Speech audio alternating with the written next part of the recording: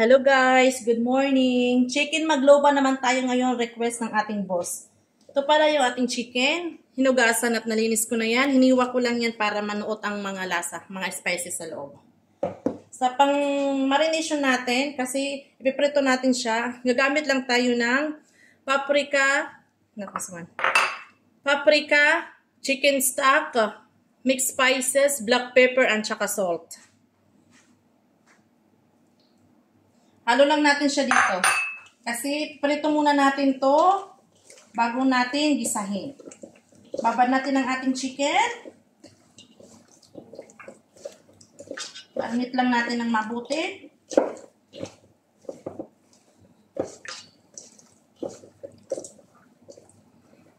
Marinate lang natin kahit mga 30 minutes. At syempre gagamit tayo ng oil, pamprito. After ito, mamarinate ng 30 minutes, ipiprito natin siya. Ng half cook lang na pagkaprito. Ito yung basmati rice natin, hugasan natin, bababad lang din natin ng 30 minutes. At sa panggisa naman mamaya, gagamit tayo ng luya, kamatis, bawang, sibuyas, at saka itong mga spices niya. Turmeric, paprika, chicken stock, coriander powder, cumin powder, black pepper, at saka ng mixed spices. Sa rice naman, gagamit lang ako ng dahon laurel, darsin, cloves, at saka ng hale, salt, at saka ng oil. At syempre ang ating tomato paste.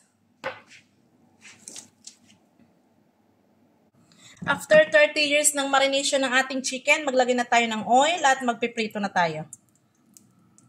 Kunti lang na oil. Painitin lang natin. At pag mainit ng ating oil, prito na natin ang ating chicken.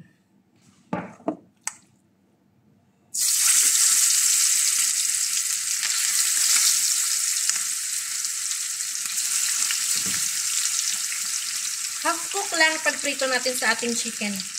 At lulutuin pa natin ito sa ulit mamaya.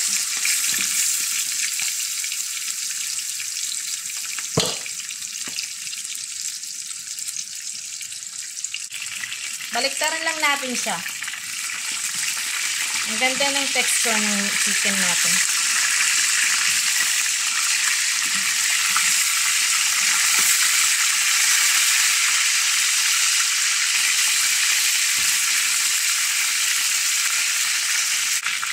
Okay na yan. Kunin na natin.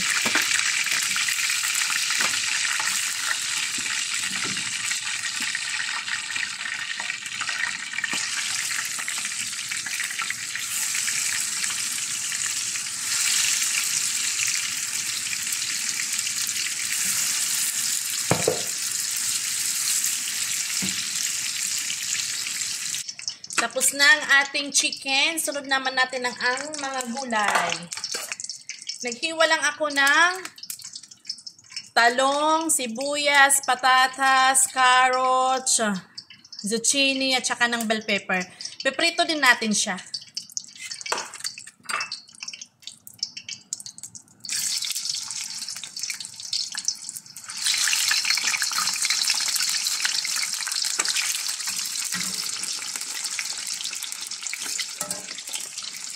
Ready na ang ating gulay, na prito na lahat, maggisa na tayo. Lagyan na tayo ng oil.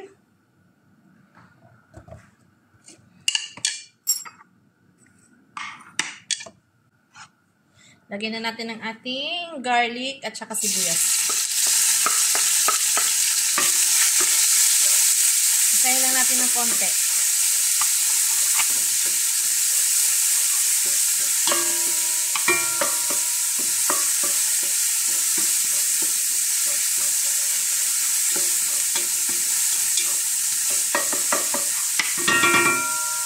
Sunod na natin ang ginger at kamatis. Isa lang natin ng mabuti hanggang sa lumambot ang kamatis. Kasi the more na malambot ang kamatis, the more na masarap. Lumalabas ang kanyang aroma, katas niya. Lutuin lang natin ng mabuti ang kamatis.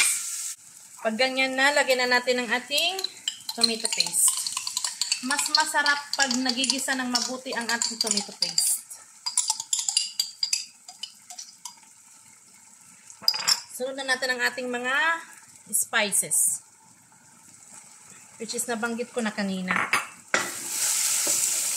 Turmeric, paprika, black pepper, coriander powder, chicken powder, at saka mixed spices. Hindi na ako naglagay ng salt kasi may salt ng ating chicken.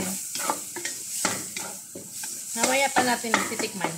Depende sa panlasa naman po kasi ako tansya-meter lang po lahat ng aking spices. Pag ganyan na po itsura niya, lagyan na natin ating chicken.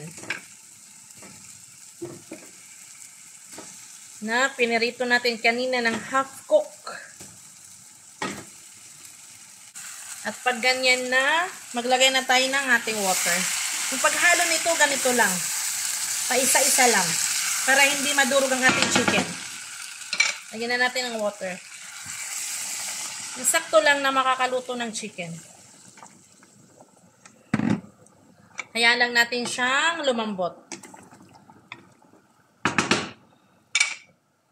Habang naghihintay tayo na malutong ating chicken, prepare na natin ang ating bigas. Basmati rice, sinugasan natin, babad lang natin ng 30 minutes. Pag malapit na malutong ating chicken, prepare na natin ang ating rice. Pakulo lang tayong tubig, lagyan natin ng asin, mantika, at saka yung laurel, hale, cloves, at saka ng darsin. Pag ganyan ng hitsura, pwede na natin ilagay ang ating mga gulay. Ngayon lang natin. Sama-samahin lang natin ang ating mga gulay. Kunti na yung, huwag niyong igain. Kailangan may sauce para mas masarap. Hindi siya dry. Tignan natin ang ating mga vegetables. Tapos, yung talong. Yung talong nilalagay ko sa mga gilid-gilid. Pang dekorasyon.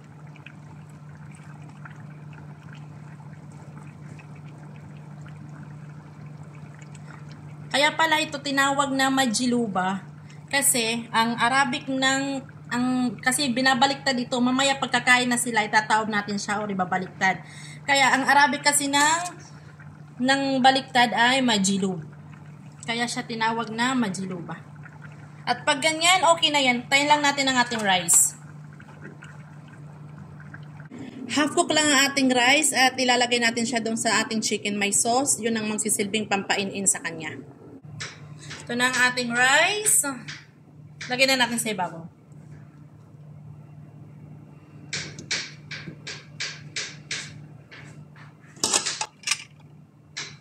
Ininin lang natin ng konti at goods na yan. Nagtira pala ako kanina ng konting sauce. Pang ano natin sa ibabaw.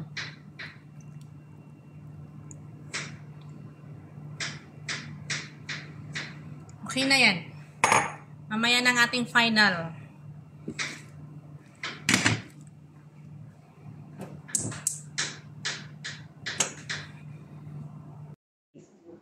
One.